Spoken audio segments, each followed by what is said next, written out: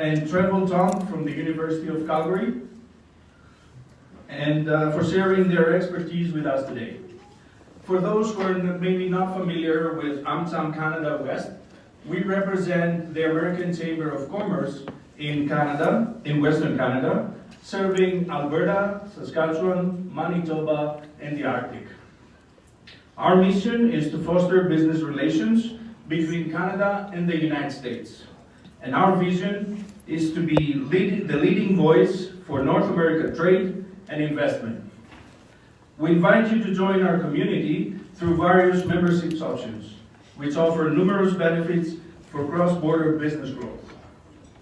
As Canadians living and working here, many of us and our members conduct business in the USA. We're deeply concerned about the current tariff situation, which is straining relationships between two nations that have been allies for more than 2 centuries. This trade dispute is detrimental to both Canadians and American interests. Despite these challenges, we remain optimistic that this situation will be resolved in due course.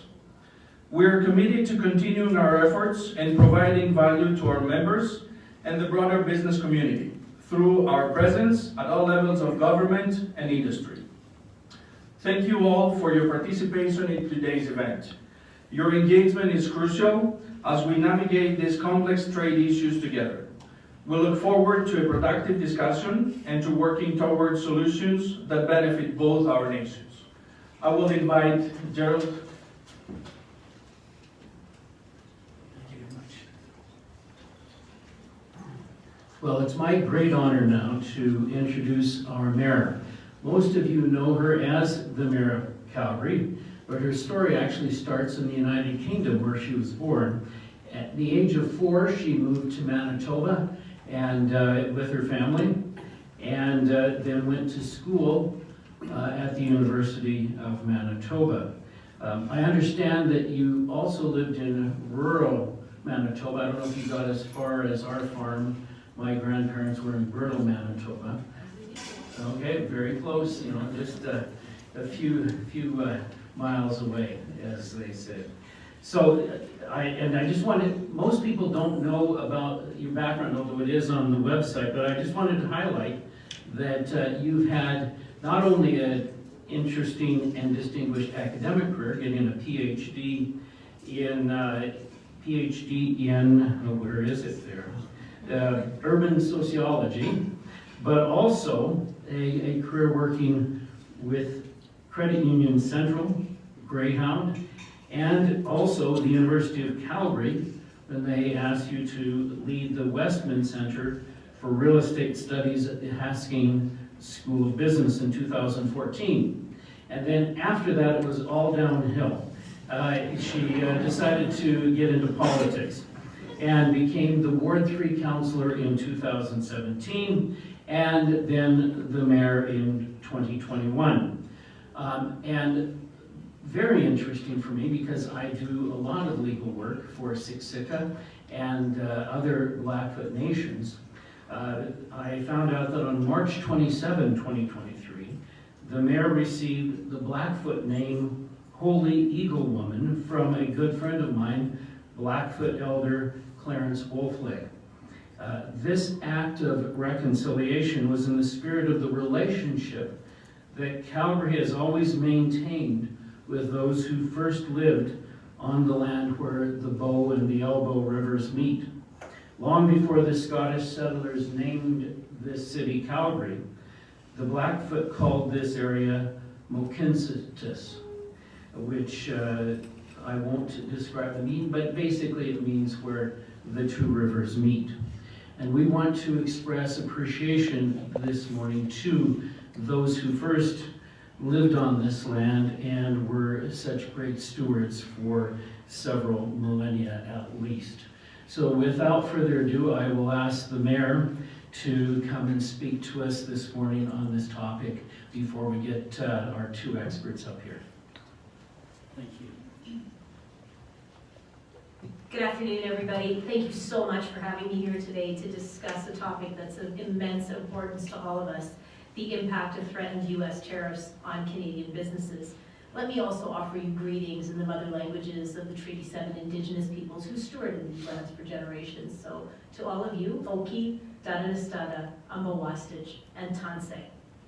For decades, Canada and the United States have enjoyed a trade relationship that has been the envy of the world, a relationship that has brought good jobs, economic stability, and prosperity to both of our nations. As members of the American Chamber of Commerce in Canada, you have witnessed firsthand the fruits of this long-standing partnership. Businesses on both sides of the border have been thriving, our economies have grown together, and our people have benefited from the stability of this close relationship. However, the recent imposition of some tariffs and the dangling threats of many more pose great challenges to us. These tariffs threaten to unsettle the balance that we have worked so hard to achieve and will disrupt business operations on both sides of the border. It's a pivotal moment for all of us, one that requires joint advocacy for our bilateral bond, as well as an opportunity to reinforce our resilience and our adaptability. In facing these challenges, it is very important that we not overreact, but rather that we prepare strategically. This is a critical time where we can diversify our economy and we can explore new markets. Even if further tariffs are not imposed by the Trump administration, complacency is no longer an option for us. We must act to fortify our economic foundations and ensure that we can bring about long-term stability.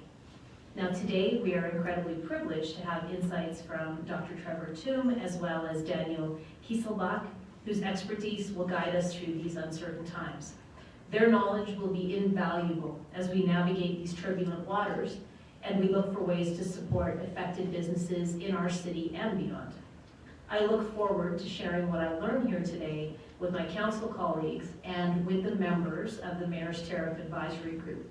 Now that's a team of Calgary's top business leaders that are committed to collaborating and sharing ideas to support Calgary and the regional businesses that will be impacted by this looming trade war. Our team has representatives from agriculture, from energy, airlines, construction, banking, as well as our partners at the Calgary Chamber of Commerce and Calgary Economic Development. While we continue to advocate for a fair and equitable trade environment, it is absolutely crucial for us to remain informed, engaged, and proactive as we move forward. We must leverage our long-standing relationship to mitigate risks and work towards long-term sustainability. In closing, let's use today's discussions as a springboard for action. And let's make sure that we continue to advocate for policies that support our mutual growth and prosperity. Let's make sure that we keep the discussion going around how to take advantage of Calgary's strengths and support sectors like oil and agriculture, manufacturing, and small businesses, all of whom would suffer through a trade war. Together, we can ensure that our future is marked not by challenges, but by the opportunities that can stem from those challenges. And at the very least, I think all of us in this room together will have a sense of relief that we're feeling the same way. And I think we are going to highlight things. For each other that perhaps we hadn't considered when we sit in isolation. So it's an excellent opportunity for sharing and making sure that we move forward together. So thank you very much for bringing together such a productive conversation. And with that, I will turn things back over to Jerry.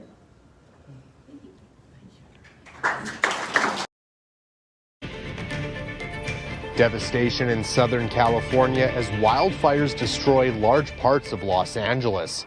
Here in Alberta, Premier Danielle Smith announcing the province will be sending some of its resources to California to help battle the fires, while some Edmontonians are waiting to get out of the state. Everything was normal, really, until yesterday. We had heard of the fires happening, but on vacation, we weren't really paying attention to the local news. And you don't get notifications about any emergency stuff if you're not on, I guess, a local number. Morgan Kunitz is an Edmontonian who traveled to Los Angeles for vacation, arriving last Friday, planning to arrive in Hollywood Wednesday. They were turned away, telling me the situation changed rapidly. It wasn't this hazy last night. It smells kind of like a house fire, not like, we're really, in Alberta, we're used to these kind of days now regularly, but it's like the burning of not just wood smell. Alberta Premier Danielle Smith announcing through social media that Alberta will be sending an incident command team, water bombers, and night vision helicopters to the state to help battle wildfires, part of a federal response with crews from Ontario and Quebec. In a statement to City News, Alberta Wildfire telling me in part, quote, "In 2023, the United States extended their support to us in our time of need, and we are more than willing to reciprocate that assistance now to our good neighbors." Canada's Defence Minister also has military on standby, ready to help fight the fire. As of midday Thursday, the death toll sits at 5 people, with over 100,000 people being forced to flee their homes in Los Angeles. So far, nearly 2,000 homes, businesses, and other structures have been destroyed. As for Kunitz, she says she and her family are booked on a flight back to Edmonton Friday, telling me the community is on edge. There was actually a little fire in the toaster at the hotel, and everybody was like, fire extinguisher, high alert, really scared of just, even the ability to call a fire department right now. Reporting from Edmonton, Darcy Rockchan, City News. Running your business.